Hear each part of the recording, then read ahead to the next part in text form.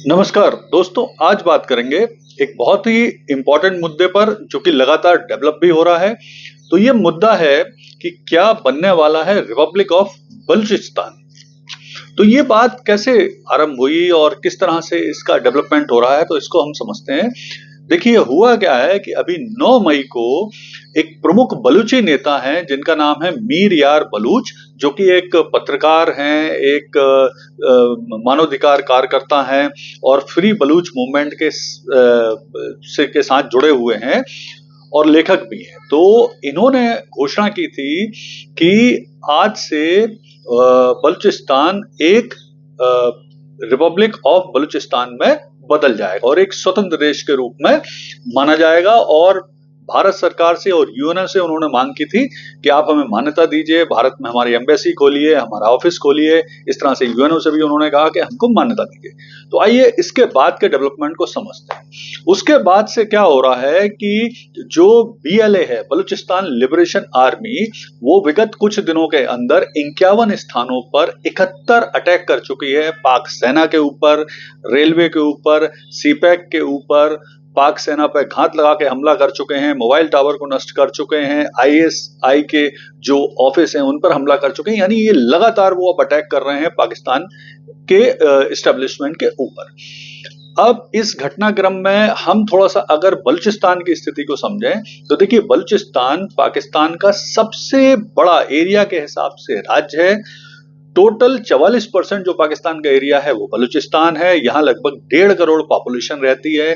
यहाँ पर gold, copper, oil वगैरह मौजूद है, यानी खनिज संपदा से बहुत संपन्न है। लेकिन ये पाकिस्तान के सबसे गरीब और पिछड़े हुए एरिया में आता है। तो यहाँ से संसाधनों को इस्तेमाल किया जाता है, लेकिन उसका उन पैसों का इस्तेमाल यहाँ के विकास के लिए, बलूचिस्तान के विकास के लिए नहीं होता। इसी बात को लेकर बलूची लोग कई सालों से ये आंदोलन चला रहे हैं, जिसको पाकिस्तानी सेना, पाकिस्तान गवर्नमेंट बहुत ही क्रूर तरीके से दबा रही है, टॉर्चर करती है। यहाँ पे जो आंदोलन करते हैं लोग, उनको गायब कर देती है, उनकी हत्या करती है। बहुत सारे अत्याचार यहाँ पर चला के रखे हैं। तो इन्हीं सब चीजों को लेकर अब बलूची लोग और बीएलए, बलूचिस्तान लिबरेशन आर्मी, बहुत तीव्र गति से आंदोलन चला रही है। तो अब इसको भी हम समझते हैं कि आखिर बलूची लोगों ने, बलूची प्रतिनिधियों ने भारत से क्या कहा। तो उन्होंने कहा कि जो अभी ऑपरेशन सिंदूर के बाद पाक सेना ने जो सीज फायर किया है, उस पर आप बिल्कुल ट्रस्ट मत करिए, क्योंकि वो इस समय का इस्तेमाल कर रहे हैं खुद को रीग्रुप करने में, यानी खुद को पुनः तैयार करने में कर रहे हैं, और वो वापस फिर आतंकवादी आपके देश में भेजेंगे। इसी तरह से उन्होंने कहा कि हम आपको पाकिस्तान में स्ट्रेटेजिक सपोर्ट देंगे, विशेष तौर पर बलूचिस्तान के, जो बलूचिस्तान का एरिया है उसमें देंगे, और हम पाक आर्मी पर लगातार अटैक कर सकते हैं, हम साथ मिलकर भी काम कर सकते हैं। फिर उन्होंने कहा कि पाकिस्तान एक टेररिस्ट स्टेट है जो ग्लोबल टेररिज्म फैलाता है। तो इस तरह की उन्होंने कई बात की। इसी के साथ साथ उन्होंने जो भारत की पीओ की, पाक ऑक्युपाइड की नीति है, उसका भी समर्थन किया। उन्होंने कहा हम आपका समर्थन करते हैं। अब बहुत सारी चीजों के बाद वो भारत का सपोर्ट चाहते हैं, क्योंकि उनका कहना है कि वो एक फ्रीडम फाइटर हैं और हम आपसे सपोर्ट चाहते हैं। अब एक परेशानी भारत के सामने क्या आ सकती है? क्या भारत इनका सपोर्ट कर सकता है, ऑफिस खोलने की परमिशन दे सकता है? तो इस पर अभी भारत ने बहुत स्पष्ट रूप से अब कोई भी अपनी राय नहीं रखी है।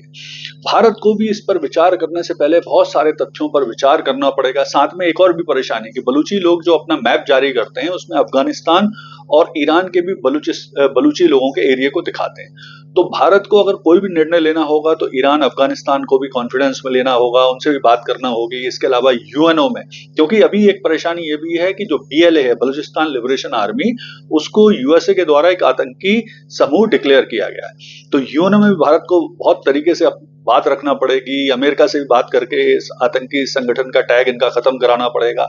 और सबसे बड़ी चीज तो भारत में एक पहले राय बनाना पड़ेगी। भारत की जो विपक्षी पार्टियां हैं उनको, उनके साथ भी बात करना होगी, फिर अंतर्राष्ट्रीय दबाव के बारे में भी सोचना होगा। यानी ये अभी एकदम से आसान नहीं है कि भारत जो रिपब्लिक ऑफ बलूचिस्तान की बात जो मीर यार बलूच कर रहे हैं उसे मान ले, इसमें टाइम लगेगा। इसके अलावा परेशानी ये है कि जो बलूचिस्तान के एरिया में लगातार चाइनीज लोगों के ऊपर आक्रमण हो रहा है। पिछले 4 साल में 62 चाइनीज लोग मारे जा चुके हैं इस बलूची एरिया में। तो चाइना का भी एक प्रेशर यहाँ पर हो सकता है। इसीलिए चाइनीज भी इस एरिया में अपनी सिक्योरिटी लाने के लिए पाकिस्तान से बार बार मांग कर रहे हैं। तो कुल मिलाकर अगर हम इस स्थिति को समझें तो भारत अगर बलूचिस्तान का जो ऑफिस है कोई या उनको ऑफिशियल सपोर्ट अगर करना चाहता है तो इस पर पहले भारत में राय बनाना होगी, इस पर विचार करना होगा, क्योंकि ये बात दूर तक जाएगी और फिर पाकिस्तान के लिए ये प्रेशर का काम तो कर सकती है, लेकिन उससे पूर्व भारत को अपने सारे जो इस मतलब अड़ंगे हो सकते हैं उनको हटाना पड़ेगा। उसके बाद ही इस संबंध में कोई निर्णय लेना होगा। धन्यवाद।